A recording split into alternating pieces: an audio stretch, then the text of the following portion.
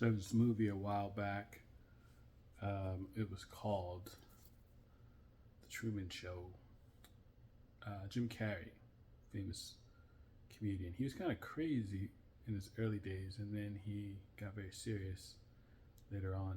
Now he's considered to be um, a renowned actor.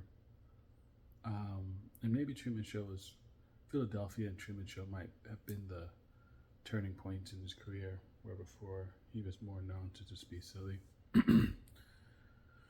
But this movie, The Truman Show, was okay, not bad. But the premise of it was that there was a guy named Truman, Jim Carrey, who grew up in a small town and was a generally nice guy. What he didn't realize was that everything around him was made up, because he was the character of a show called The Truman Show. And The Truman Show was broadcast around the world, the most popular show by far, because it was the story of a kid living a regular life into adulthood that had no idea that they were being recorded, that every person around them was an actor or an actress, that situations were contrived around them to elicit a specific response or to have a specific outcome. And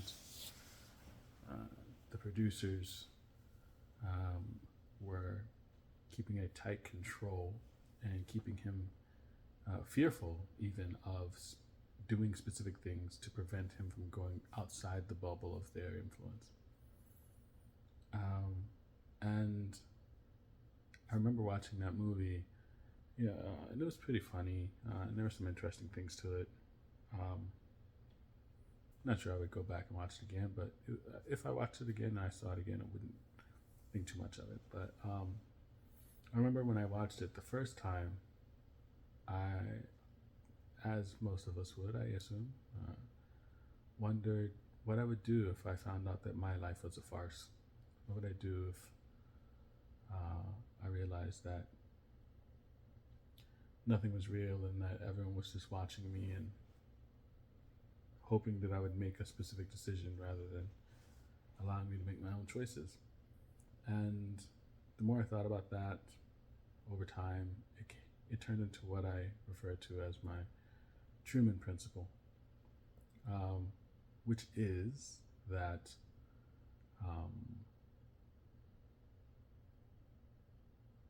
if at any given moment you are being watched by the entire world,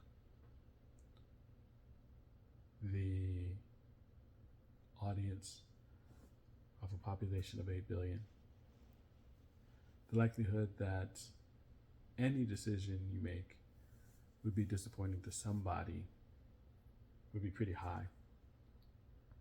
And so the least that you can do is to make sure that if one person is going to be disappointed about your actions, at a minimum, you can make sure that that one person is not you. And so periodically, I like to remind myself, and maybe now is a really good time to remind myself that my choices are my own. And while I'm not in a bubble where the world is watching,